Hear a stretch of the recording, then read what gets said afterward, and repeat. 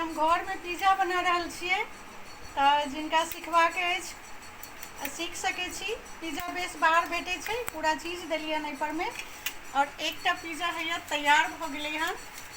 ई आब निकालि लै छी, और दोसर एहिमे दै लए हैया तैयार केने छियै। तऽ केना हम एहिमे सब चीज देलियै हन, की सब देलियै हन से देखाबै छी। पहिने तऽ ई पिज्जा बनि गेल छै, एना कऽ देख लियौ, तर में कुरकुर भऽ गेलै। तऽ एहिके आब निकालि लेबै, चीज वगैरह सब पिघलि गेल छै। एकटा पिज्जा बनके तैयार भऽ गेल छै। और तावा पर में एल्युमिनियम वाला बर्तन देबै, तखन जे छै से ई पिज्जा बना रहल छियै, देखाबै छी आगू। देखियौ ई गरम जहन भऽ गेलै हन ने तावा पर में ई बर्तन, तऽ एहिमे हल्का मीठा तेल देबै। अपना बिहार वाला राई तेल नहीं देबै, मीठा तेल पड़ै छै एहिमे। और आब जे ई पिज्जा हम तैयार केने छियै, ई हम एहिमे एना कऽ दऽ देबै। देखियौ एना कऽ सब दऽ देलियै हन। अब एके ढकि कऽ 10 मिनट तक पकबै के छै। फेर देखाबै छी दोसर पिज्जा जखन बनेबै तऽ की सब देलियै ओहिपर में। देखियौ पिज्जा पार्टी भऽ रहल छै, एकटा बनि कऽ तैयार छै। ई वाला पिज्जा बेस छै ने से खरीद के आयल छै।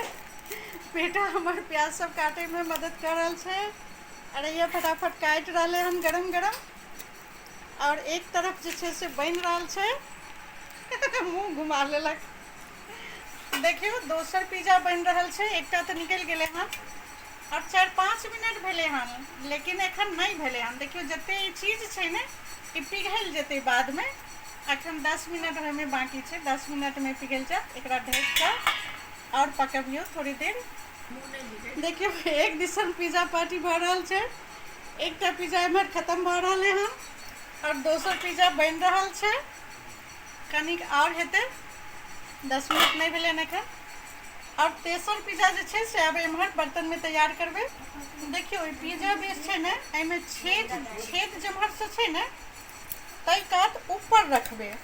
खरीद कऽ आनै छियै ई हम, ओना तऽ हम बेसो घरे में बना लै छियै, पर पिज्जा बेस लेकिन बौआ आइ बाहरे से लऽ आनलकै तऽ कहलिए जे अहाँ सबके देखाबै छी। ओहो हम कहियो देखायब, हम घर में जे पिज्जा बेस बनबै छियै से। अहाँ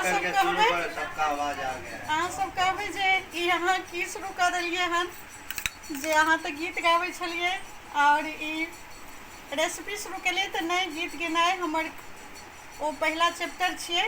ई सब साइड में ओहिना देखा रहल छी जे अहूँ सब कनी सीखियौ। तऽ ये देखियौ पूरा हम बढ़िया से लगा देलियै हन। पिज्जा सॉस आबै छै से देलियै हन। ओहिके बाद जे छै से आब एहिपर में ई कैप्सिकम वगैरह पूरा एहिपर में पसारि देबै। एहि तरह से जे छै से सब चीज पसारि दै छियै। जते देबै ततेक बढ़िया रहै छै। प्याज दऽ देलियै, और देखियौ पनीर सेहो दै छै। बिना पिज्जा के पनीर तऽ नहीं बढ़िया लगै छै। और ई मकई छै, उबालल छै मकई। ई सब चीज हम राखे छियै घर में, हमरा बेटा के ई सब बहुत पसंद छै, आबै छै तऽ कहै छै। और ई जे छै से थोड़े सब मिला कऽ रखे छियै। इएह छै, एहिमे सॉस वगैरह मिला देने छियै थोड़े, बस भऽ गेलै। एतेक दऽ देलाके बाद आब देखाबै छी चीज केना देबै से। देखियौ एते चीज छै एहिपर में, पहिने ई वाला चीज दऽ देबै। और ई घिसै वाला सेहो आबै छै, हम एको गो चीज दऽ सकै छियै, लेकिन हम एहिमे दुनू दै छियै। कनी हमरा बेटा के चीज बेसी पसंद छै तऽ दुनू दै छियै। और जते दियौ चीज वगैरह तऽ जते दऽ दियौ ओते बढ़िया छै, किया तऽ नीक लगै छै, टेस्टी लगै छै। भऽ गेलै, एहिसँ बेसी नहीं देबै। ओहिके बाद ई पिज्जा देखाबै छी जे आब ई भऽ गेल छै। एना कऽ तौर से देख लियौ, एकदम कुरकुर भऽ जेतै। तऽ ई जे छै से आब बनि गेल छै। गरम गरम जे छै से आब ई देखियौ ई पिज्जा गरम गरम बनि गेल छै एकटा। आब ई वाला जे छै से एहिमे एही पर देबै। एहिमे जे छै में से मीठा तेल देवे 1 चम्मच जते और मीठा तेल देला के बाद ये जे बनेलिए हन अही में मीठा तेल दे देवे और तै पर से अभी फिर से ही बनेल हाँ मेना के दो दियो और 10 मिनट तक एकरा ढक के पका दो।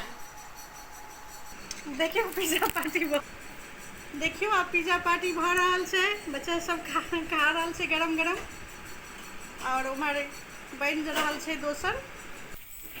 देखियो पिज्जा एक और बन के तैयार हो गल है। तो एना बनाल जाए छे पिज्जा।